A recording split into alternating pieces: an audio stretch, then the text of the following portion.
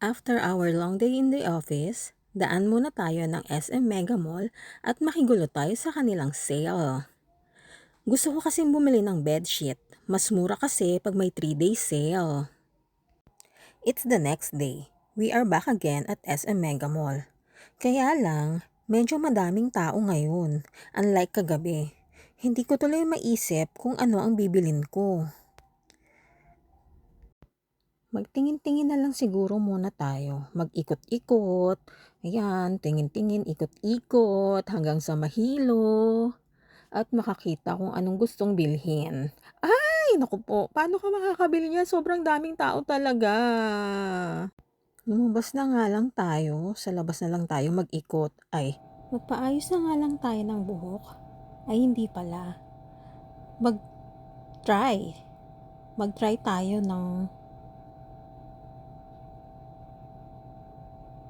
magpa-sample tayo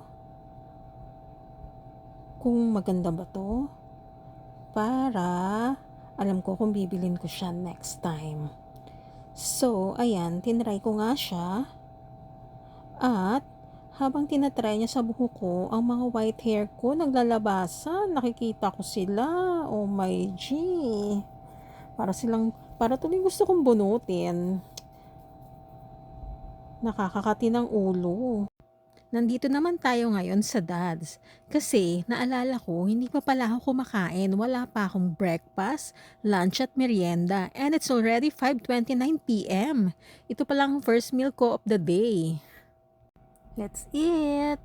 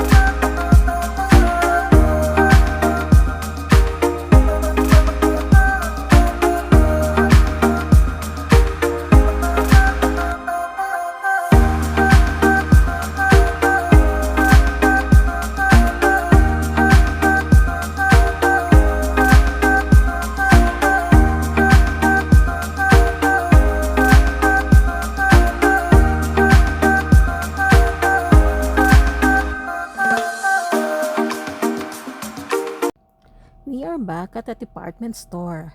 Tingin muna tayo ng shoes kasi gusto kong bumili uli talaga ha. Kasi gusto kong bumili ng shoes yung hindi masakit sa paa. Dapat lang na hindi siya masakit sa paa. Medyo mahal siya eh. Pila tayo dito sa what's in the bag. Mali mo naman manalo tayo. It's the next day, June 1, 2025. Nandito naman tayo ngayon sa Romantic Baboy. Magsangyup naman tayo ngayon. So, while waiting for our table, ayan, tumingin-tingin muna tayo, magpa-cute. And, ito na tayo. Ito na, naayos na yung table natin. So, ayan, waiting tayo for our meat. Para, ayan, mag-ihaw na tayo nung makasimula na tayong kumain. So, let's eat!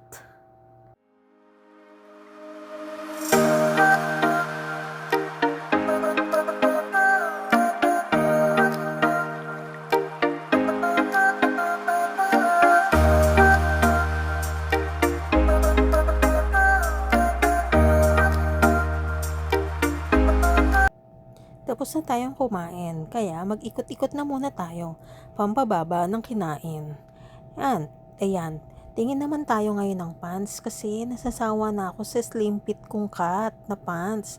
Lagi na lang yun ang suot ko, so ngayon tingin tayo ng ibang cut.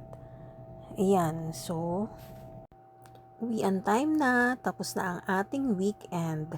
So, bukas, new week na naman tayo, Monday. Work, work, work na naman tayo.